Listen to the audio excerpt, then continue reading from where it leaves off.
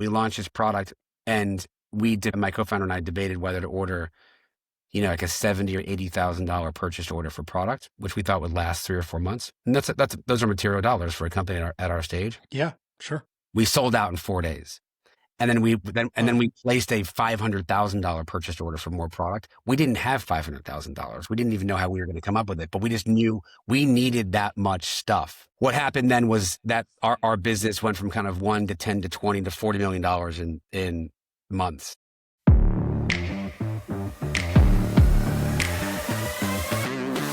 Welcome to the Growth Mavericks podcast, where we know that entrepreneurship isn't just about strategy. It's about stamina.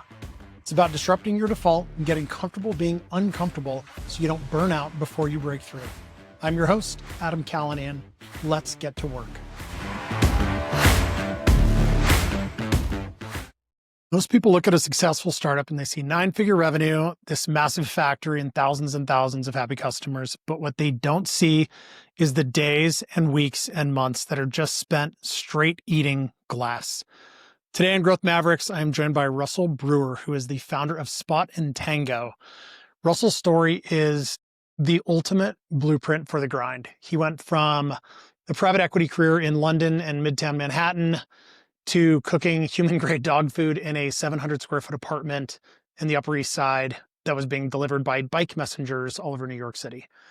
We deep dive into the moments that changed everything, a lot of the dark times where he had to choose in between a very steady paycheck and taking on significant risk to step away from it into sort of a side hustle gone mad. We also spend a lot of time talking about brand and how he looks at or looked at, there's certainly an ongoing discussion about moat and what they did at Spot Tango to build moat. We go through a massive pivot inside the business that happened relatively early on away from their main product into something that was more scalable that took them on a wild ride of revenue. I mean, from like a couple $1 million, $1.2 million in revenue to 40 in a year, like this insane takeoff trajectory. So clearly tapped into something that had not been tapped into before. We go through vertical integration and building factories domestically here in the US, which is obviously a big thing to go and tackle, but has been a huge win in the margin side of their business and control side of their business. We also get into some of this really deep specifics around the math of scaling and how he looks at growing margins and specifically contribution margin. Don't let that word scare you. It is important inside of the business and where customer acquisition starts and stops relative to those margins. So if you have ever felt like you're pushing a boat up a river in your business journey, this is a perfect conversation to fuel that need. So let's get into it with Russell Breuer. Well, thanks for being here. I really appreciate it. You're calling in from New York. How's the weather in New York here in Cold, December? frigid. It's going to be raining tomorrow, so it's inclement weather season. Yeah, we're doing the exact same in Montana. It's raining, which is just so weird in mid-December. Yeah. It's like the freezing rain. No bueno. Seasonal depression is real. Like a vitamin D lamp, Yeah. Where are you from originally, Russell? And Ohio. Okay. Born and raised, Rust Belt, Midwest. My wife is as well, and she was part of the kind of founding story of Spot Tango. So we can dive into that if you wish.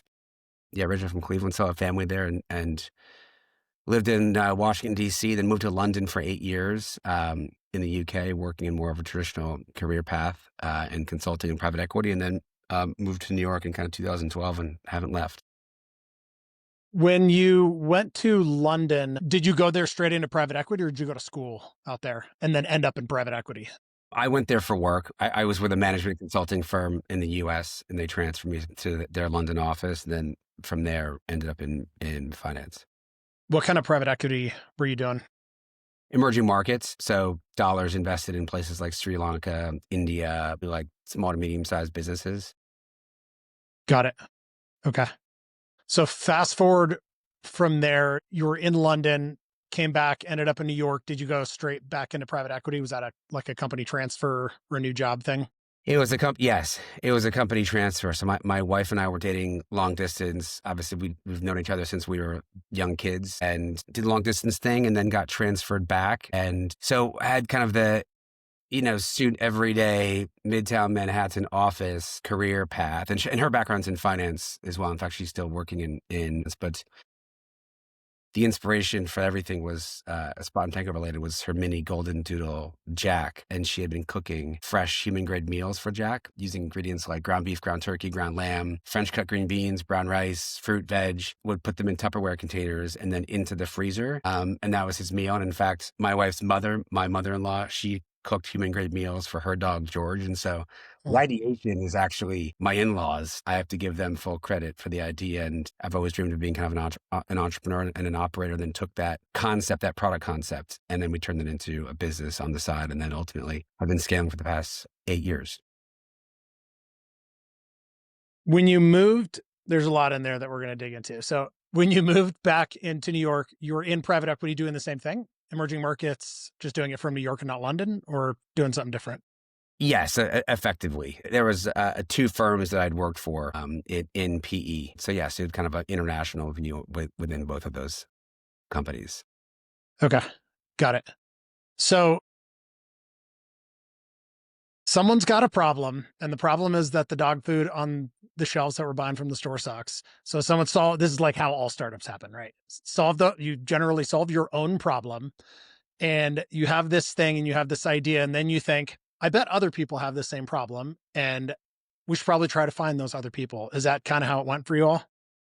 That's it. In a nutshell, it was within the industry, which is very large. I mean, there's no ceiling in pets. Depending on the report you read, 6 or 7 in 10 households own a dog. And we're living in the epicenter of health and wellness. Obviously, people think about their own health and wellness. Organic wasn't really a thing 20 years ago, nor was gluten-free, nor was the CPG industry has evolved quite a bit, even in the past 3 or 4 years. Direct-to-consumer commerce, the convenience, skip the trip to the pet food store and buying a 50-pound bag of kibble is cumbersome. And yes, the dog used to sleep outside. Now the dog sleeps in the bed. People treat dogs like family. Given a lot of the kind of macro thematics, a lot of folks are thinking like, there's got to be a better way up the mountain for my dog, which is dearly beloved. And what I've been feeding historically could be causing allergies or obesity. This is like the pet health epidemic that people allude to. And usually the vet's the first line of defense. When you visit the vet, they go, there's an issue. The first question is, what are you feeding your dog? Always. And that leads to optionality of like, well, you could have an allergy or these are highly extruded kibble diets. There could be other options here. And that's where kind of fresh human grade diets, which are formulated, by the way, for dogs' dietary needs, kind of have evolved. And then the kind of tech enabled model has been a game change. On subscription, personalized. But yes, to your original point, problem, we solved it in a studio apartment on the Upper East Side, which is a very cliche thing to say, but it's true. It was like 700 square feet. And we were kind of cooking and product and packaging it ourselves, bootstrapped it, side hustled in the early days, and then realized that like millions of Americans felt the same way that we did, and we turned it into a company. In those early days when you were hardcore grinding, bootstrapping it out of a 700 square foot apartment in the Upper East Side, how did you find your first customer? The neighbor next door. That was, I was going to say, that wasn't like somebody you immediately knew, but that's a good one. Okay. Hey man, New York, we're talking like high population density in the 5 boroughs, like Manhattan. You only need to walk out of your apartment, look left, look right, and look across the hall. And again, like dog ownership high. New York City, historically, there used to be, certain riders and leases, i.e. like dog greater than 20 pounds, not allowed, or no dogs allowed. That's all changed. And so those were easy early adopters. And of course, like family and friends. And they're like, what do you do? Most of my friends said, whatever you're doing in this pet food thing, don't do that. Like bad. Okay. There's like stop signs in life. And it's like, here, make a decision. Most of the advice was like, stick to your day job. That's good. Do that. Don't do the other thing, which is obviously there's like, earn the 0 to 1, this, you're an entrepreneur. It's like eating glass every day. It's highly desirable. And most people don't want to do that. It takes this, unbelievable grit and persistence every single day just to break through over years. It's not like overnight oats. It's like years. That's too hard for most people, for all the reasons. And these journeys are not linear. They move different directions. And so, yeah, it was kind of grind every single day, but very rewarding in hindsight. As you started to, I mean, there's so much in there as well. I mean, eating glass is like, that's my phrase. It is the constant eating glass. The glass just starts to taste a little different over time, Yeah. but it doesn't ever completely go away. There's always just a little bit of glass left, no matter how well things are going. But it's absolutely true. I mean, we'll definitely spend some time talking about the ups and downs of all of that, because that's where, that's where we fail, right? I mean, it's generally in those early stages where the people can't, for good reason or bad or whatever, they don't have the structure and the things in place to deal with those wild up and down swings and the mental challenge that comes with that, just constant chewing on glass. That's it. Yeah. And I Yeah. think there is an emotional element of entrepreneurship because you're living in the ambiguity. And when we hire people on the team, and we now have 150 people at the company. Our headquarters is Midtown Manhattan. Our factory's in Allentown. We've got 100 people on staff there. It's a lot of bodies. Some people don't like dealing with ambiguity. So when things change, like company doubles in size, yet that's a great headline. Operationalizing growth is a whole nother consideration. Equipment, CapEx, team, process, quality. That's really hard to do. Investors want, top line, grow, grow, grow, grow, grow, but not many people talk about the execution required to do that. And then along that evolution, roles change. Someone in finance may be working in FP&A one day and doing accounting the next, or some people in marketing that may be doing brand marketing are now doing like lower funnel DTC. Your engineers may be working on product A that doesn't work, and they got to shift and work on product B. And so I think there's a general ambiguity within startup, I would say generally, which is tough because I think human nature is such that understanding exactly what you're going to do every day, like wake up, brush teeth, make bed, maybe yes, no, go to work. There's like 20 tasks. You clock out by 5. That's convenient. Like you can box that, and that's conscious and very logical. Entrepreneurship, as you know, is there's a lot of ambiguity, which sometimes weighs on. So there's like that the eating glass, if you like double click on it, there is this emotional reality of like, I'm not sure, or like, I'm going to try, this may not work, or we've put a great deal of effort into doing something and it may lead to a bad result. And I think people who are successful generally are naturally curious people. And we're big believers in fail fast, fail often. Like you've got to try, you've got to do, you've got to A/B test. And like, we'll get in a room and debate a topic internally. Should the checkout button be, I'm making this up. Should it be red or blue? And over time, we've kind of developed this muscle where it's like, our opinions don't really matter. It's the customer will tell us what the right answer is. And it's that kind of mental. So again, there's this, the emotionality again is just, and again, the glass, that's interesting. The glass is still there, but it tastes a little bit better. That's true. But every day is a little bit different. It's like, okay, like what challenge, and I'm rambling now, but like every day something breaks, like literally every day. Like I get an email, or it could be something big breaks, tech breaks. In our case, we're a manufacturer, trucks break down, equipment breaks, all that stuff. So there's that. That's the ambiguity in part of the glass piece too. But part of the reality, though, is you can't create, short of winning the lottery, you can't create an outside outcome without having some of that ambiguity. You can't do it without this risk imbalance, right? There needs to be some capacity for maximum upside with some downside. And that lives inside of that ambiguity. That's what the ambiguity is, right? It's like, it is the unknown. Yes. Yeah, that's interesting. You can't get to like net new without risk, for sure. You're like Lewis and Clark out there chopping down trees in a canoe. Rations are low. Yeah, Storm, pushing a boat up a river for that's it. thousands of miles. That's it. And there's like storms on the horizon. But look, thank you, Lewis and Clark. Like did good things, right? And so again, that I agree that's very much part of it. So early on, you've got your first couple of customers. They're from the neighborhood. They're in the building. They're down the street. Did you pop up a Shopify store immediately, or did you wait, give it some time, and before you had people to order? Great question. So it was like studio apartment, one order kind of turned into 20 or 30 or 50 orders like pretty rapidly. And again, back to that's not a lot of orders objectively, but again, like it's all relative though. To you then, it was probably a ton. Yeah. It was a ton. But then it's like operationalizing that. It's like, well, how do you make, so let's just say you own a German Shepherd. A German Shepherd needs to eat, 50 pounds of food per month. Well, go make all that times 50. That's a lot. Like the pots and pans in the studio apartment weren't big enough for that. So we found an incubator kitchen in Queens, New York. We hired a team of 5 people. And again, like this is like side hustle, cash out of pocket, margin, like forget the margin. We were just seeking product market fit, right? Like making stuff, like getting it to the customer. So in those days we had bike messengers that would pick up the product the next day and then deliver direct to consumer to people throughout the 5 boroughs. In fact, we had a retail model then too. We no longer sell on shelf. We're exclusively direct to consumer, but we had branded freezers by point of sale in independent pet food stores. So I found the owners of all these pet food stores. I'd buy them a coffee and pitch.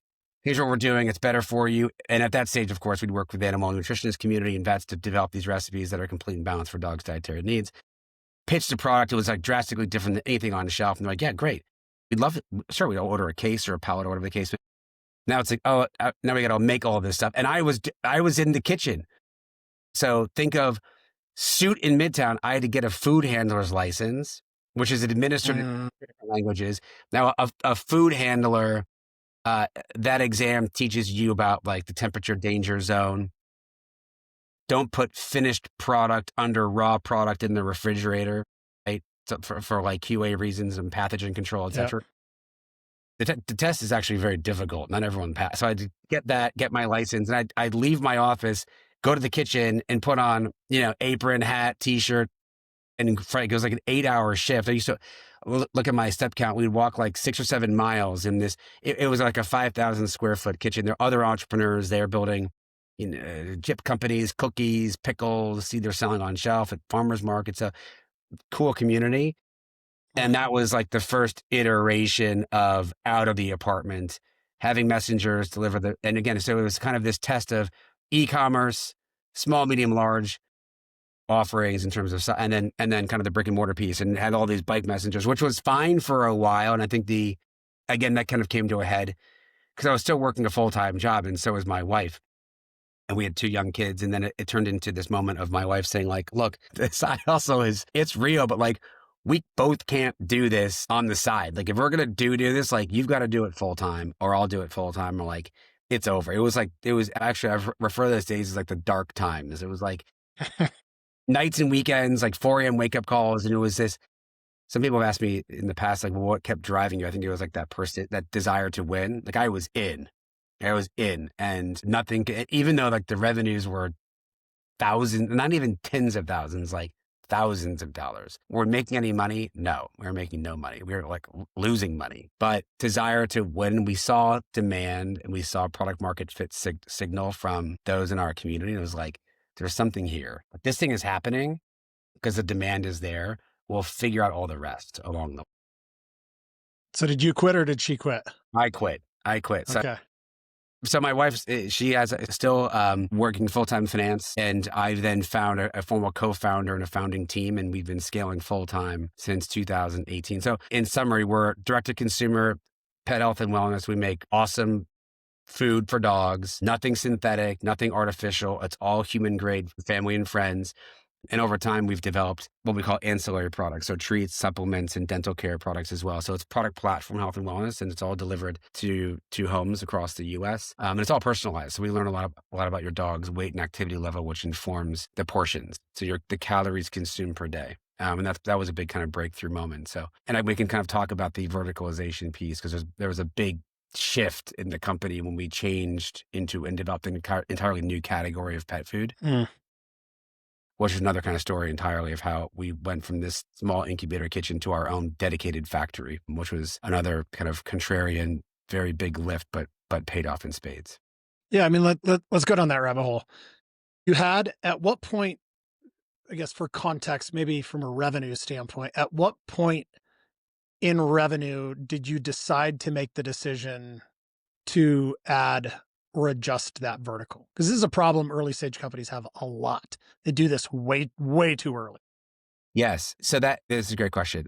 So it took us a year to get to $1 million of revenue run rate. That's so gross revenue per month times 12. So we're like from a year from your first sale or a year from what point? A year from when I went full time. I mean, that's not bad. That's pretty good. I know it Well, may seem like a long time, but $1 million in a year is good. but that's $100,000 a month. And again, we rebuilt the website, headless Shopify store. We built the Yeah. purchasing algorithm. We moved into a bigger kind of incubator kitchen, commercial co-manufacturer. So here is the shift. And there's other brands, by the way, in our category that offer this fresh frozen product. So the original recipe, which we still have to this day, it's a cooked product. You flash freeze. You ship direct to consumer with insulation and dry ice. You store it in the freezer, defrost, and it's ready to serve. Great. There's two inherent challenges with that product. It's really expensive because cold chain costs money. Dry ice is Yeah. not cheap.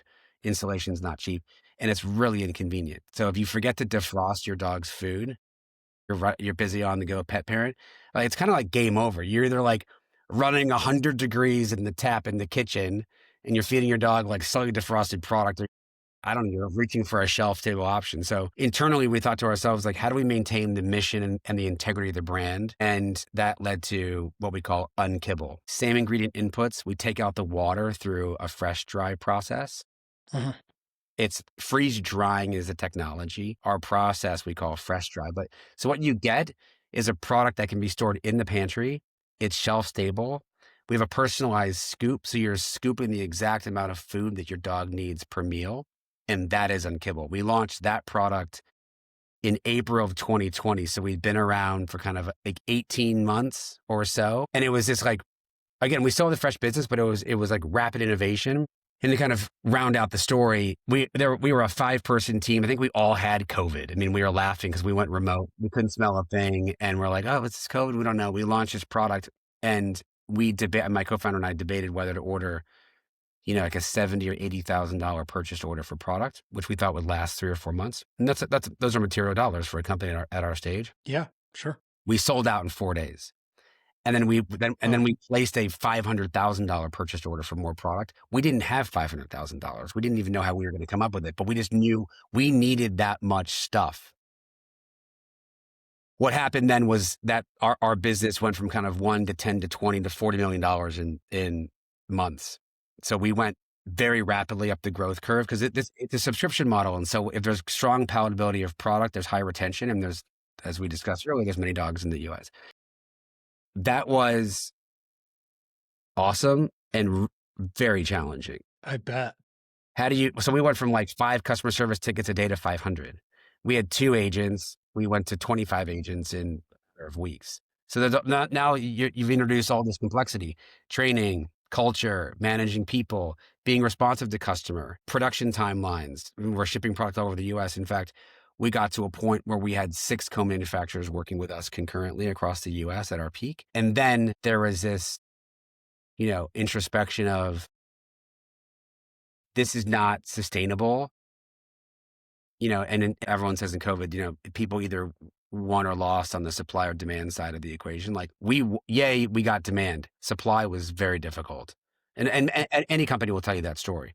Restaurants lost on demand. We lost on supply. So we then made a decision like, guys, we've got to control our own destiny. Let's build a factory, and thanks to our institutional investor, they're a partner of ours. They are incredibly talented at verticalization and building factories. We made that decision. So it was kind of a 2-year project, and we launched our facility in 2022. So we've celebrated now 3 years, but very contrarian because it's easier to outsource than to insource. And people don't do it because it takes a long while and it's really expensive. And I look back now in hindsight and it was tough. I mean, we always tell the stories, bathroom trailers, break room trailers, office trailers, like poor Wi-Fi signal, trying to build the plane while we fly it, trying to meet demand. And it's like, we're putting up walls and freezers and, $30 million worth of capital equipment and like trying to do all of that in real time and like maintain sanity, emotion, family at home. Now I have 3 kids and the dog and the mortgage. And so kind of doing that all at the same time was not easy. And again, this is a team story. I shared the stories, but this is credit to a lot of members of our team. And that transformed the business. From that point on, we rapidly accelerated to 9 figures. The factory transformed the P&L. We're profitable, unlocked huge margin wins. And now that's kind of what's the driving force on the supply chain side of the company. But that was kind of earlier question. I think most companies don't do vertical. Depends on the category. Pet, very few people do it. Most of the people in our cohort, in our category, they're marketeers. They don't make the product. And customers, the number one purchase consideration is the ingredients. And customers will ask, like, well, where are your ingredients from? Well, we know the answer because we control that facet of the supply. Yeah. No one else does. They don't know where it comes from. They don't know quality control. They don't know food safety, HACCP, GMPs, SQF. They have like no idea. They're like, well, that guy does it. And it's like, well, this is the member of the family and you're talking about all of the value propositions of the brand. Like, so that's where we stand out from the pack. And it's an incredible competitive moat, which will enable us for future success. I'm sure it is. When you had the idea for that product, I guess, quick question, are you rehydrating that product or is it No, served dry? it's served dry. You can rehydrate if, sometimes folks want to add water. You can certainly do that, but that's not required for consumption. I think I would say on par, most people don't. Yeah, obviously the digestive tract in a dog is quite different because we use flash frozen freeze dried meals in the backcountry, and you got to they have to be rehydrated with hot water for a certain period of time to be palatable. So clearly a different situation with dogs. Yeah. When you had the idea for that product, where did that come from? Did you get feedback from customers that recommended it, or did you have the idea and test it against something? What made you go down that rabbit hole? Customer feedback, absolutely. Okay. And that's the beauty of a DTC model is the customers tell you like what's going well, what's not. FedEx delays, or that's informed our entire strategy. Customers would say like, hey, we love food. This frozen stuff is so expensive. I would honestly order this product into perpetuity. But do you have a version that's I could put in the pantry? And we're like, wow, that's interesting.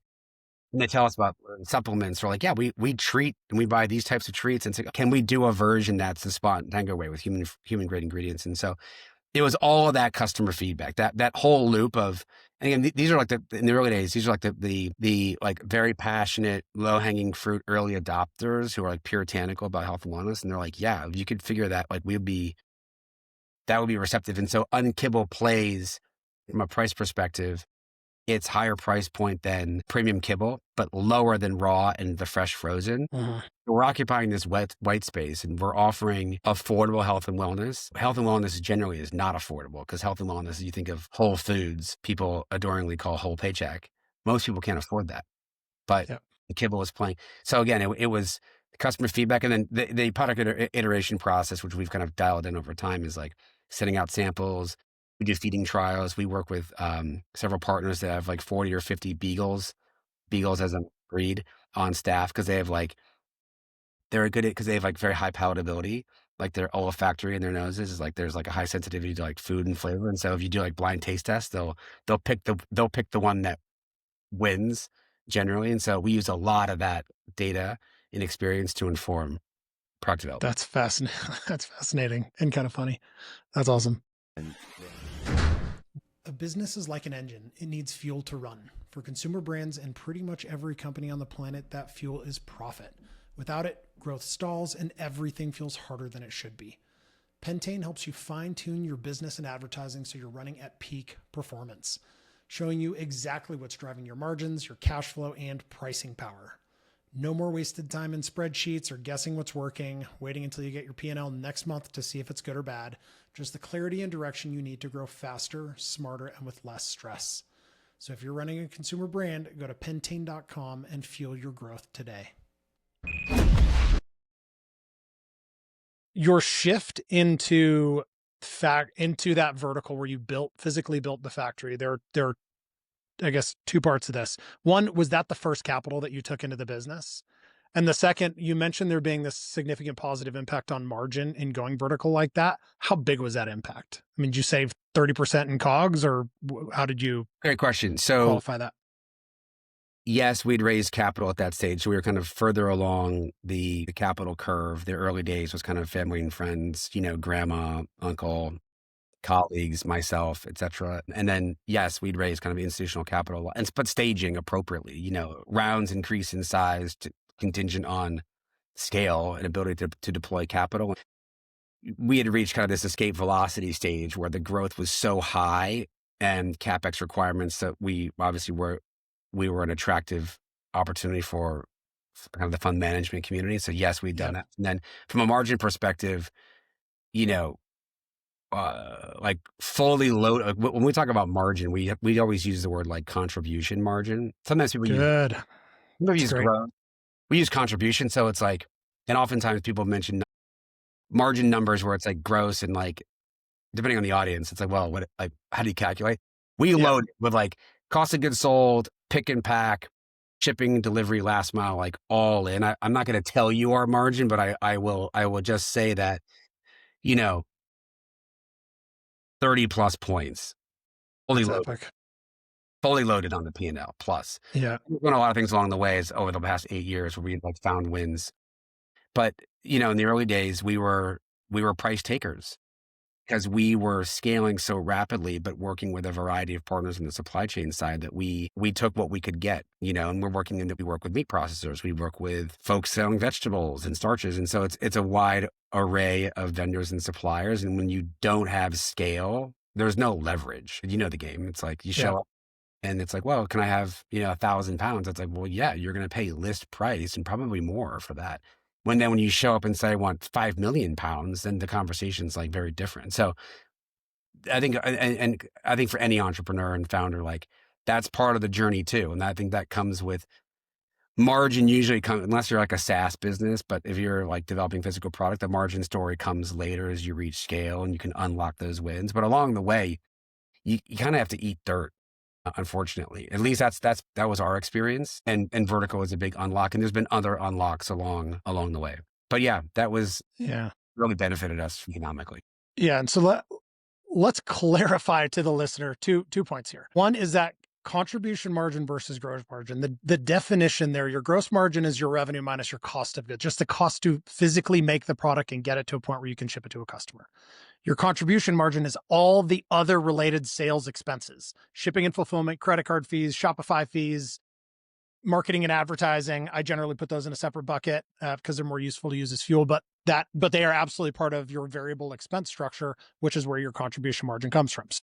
For Russell to say that they saved 30 points in contribution margin, it's hard to express the positive impact that has on a business and its capacity to acquire customers with advertising dollars. Like this is a big challenge in early stage, to your point. Till you get to scale, it's hard because, your contribution margin without advertising might be 20% or 25%. That's in which case you can only spend, if you spend $1 to acquire a customer, you have to hit a 4 return on ad spend to get to break even. That's like it. to get to break even. That is fantastically difficult. Yeah, it is. That margin expansion is huge. Yeah, that's a great articulation, Adam. And so the way we look at our marketing spend in particular, so we use the word kind of return on invested capital. The simple math is if I spend $1 million on lower funnel paid performance ads, Meta, TikTok, Google, et cetera. So on day one, I'm minus $1 million, right? My marketing. How long does it take to get back to zero, right? Is it 3 months, 6 months, 12 months? And then how long does it take me to get to plus $1 million of margin? We're talking about margin, right? And so for us, and this is how the whole company works in our business, we look at contribution margin LTV on a net basis divided by customer acquisition costs. So we take the average amount of money a customer spends net per year. We look at 12 months. Depending on the audience, some folks look at like the 24-month LTV or 36-month, or they start going out further than you're like. That's a long time. Yeah. We look at a year. It's like, okay, on average, it's net lifetime value, but the layman language is like, how much does a customer spend at 12 months times your margin, your contribution margin dollars divided by your customer acquisition cost. And that informs how quickly you repay those marketing dollars. And our whole company, so our ops team is focusing on getting that contribution margin as high as possible. It's like looking at wins in freight and pick and pack, cost of goods, all the things we just discussed.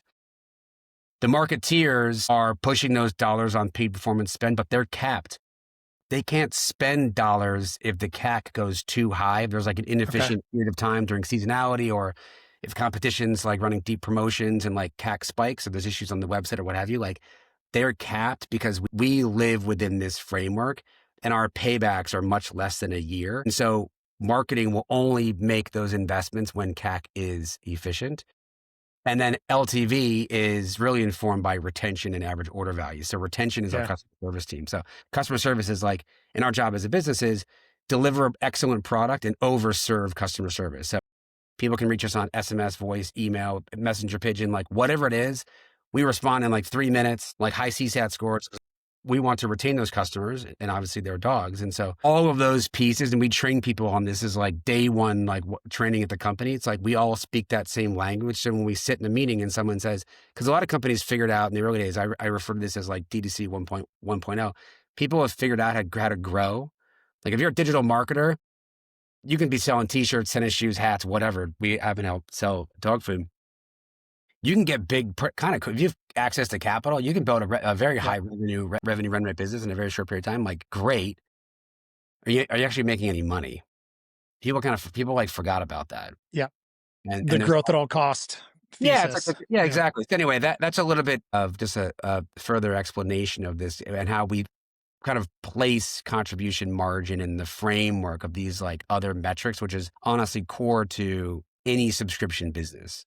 That's like the lifeblood. We can rabbit hole data and the importance of like building a data stack early, because it's all about understanding how to read those signals early in the business. That was another piece of the success, not understanding and in the early days, all those numbers were bad, by the way. Yeah, of course. CAC was high, Yeah. LTV was low, Yeah. margin was low, churn was high. And it's like, okay, well, at least we know. Okay, now how do we fix those things? That was the question. Yeah. I mean, the reality is they just take time. Yeah. So the question becomes, how do you get the time? Part of that becomes a capital constraint issue. So clearly that's why companies raise money. The other, as we kind of shift here a little bit, is the mental fortitude it takes to be able to stick with it through that time, just knowing, or in many cases, not knowing how long it's going to take. I mean, it could take months, it could take years. So for you early on, maybe it was when you were still packing orders out of a 700 square foot apartment. Maybe it was, in your first like co-packing space. How did you deal with those like wild up and down swings? What are some things that you have built into your life to be able to manage that?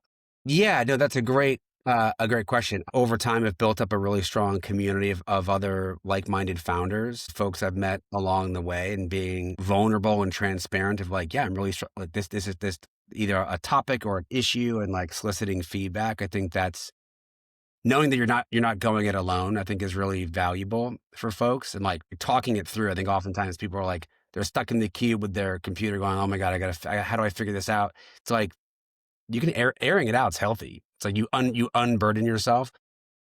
That was like one thing. Two, I have like an incredibly supportive family. My wife speaks the language. So, at home, there's just a lot of exchange of, venting or thinking through, the next stage or decision making, and then work out a lot. I think like getting out of we've talked a little bit about Montana, and kind of the pre-show, but like finding those escapes. I fish a lot, I hike a lot, I work out a lot. And those have been great, like motivators and like staying like healthy. Cause every day and now I do it in particular because every day there is a decision to make, and that the stakes have changed given the stage of the company. And so staying like really physically fit and getting my sleep is like, those are all things. And now I sound like some health and wellness guru. It's really important, man. It's like, get your Z's, get up, like get an exercise, and like, you're ready to go. Those are some of the tips that I'm not saying that works for everybody, but that's kind of how I've figured out, and there's been we've had some very low moments. We have failed a ton. I mean, Yeah. but yeah, those are some of the things that I've done over time. Yeah. I mean, there's no question that any company, whether big or small, that has been alive for any period of time, just, it is like eating glass, right? It is that there is going to be so much failure in there that nobody ever sees or nobody ever hears about. All you read is the headline. And that's why I think it's important to talk about, frankly, because I think it is so much more helpful to other operators, particularly early stage operators that are just, maybe in their first startup trying to figure it out, to understand that like it hurts everybody. We're all doing it. We're all in the same place. It's just we're Yeah. at different stages of that. And then some of the macros, like I think for me, it was always like, okay, how do I build the team? Let's talk about that. So I'll give you a very simple example. We were hiring like my COO co-founder. In the early days, I had people who said, "Oh, I've got a few recommendations for you." It's this 55-year-old guy from Arkansas. I'm like, oh, 55, like we're a start. It's like my co-founder at the time was 25 and like unbelievably talented. And we spent a great deal of time figuring out how to hire a team. We talked to a lot of people about how to do that. Like, what archetype of person are you looking for? Like, what are the skill sets? How do you screen for those people? Like, what's your interview process like? We give people case studies. We have like our own process, but like we learned a ton from that. Or in these like founder exchanges, it's like, well, what tool? Like, what are you guys using for data? Like, literally, I have no idea. Like, knowledge zero. Oh, and people, well, you can use Segment, BI tools like Looker or Omni. You can bolt these in. Oh, well, how do I do? Like, how do we do that? You need like a data engineer. Oh, okay. Let's go find one of those. Great. So honestly, a lot of this stuff is seemingly so obvious. It's like we ask a lot of questions. We ask a lot of dumb questions too. And over time, it's like, well, how do you measure? Like, I didn't come up with that ROIC framework on day one. I can assure you of that. I've learned that through conversation, talking to later stage founders, looking at the P&L. It's like, well, that doesn't make sense. Or like, I can't scale these markets. The CAC goes too high. They're like, okay, well, why is CAC high? Let's talk about that. And we can have a whole session on that. Yeah.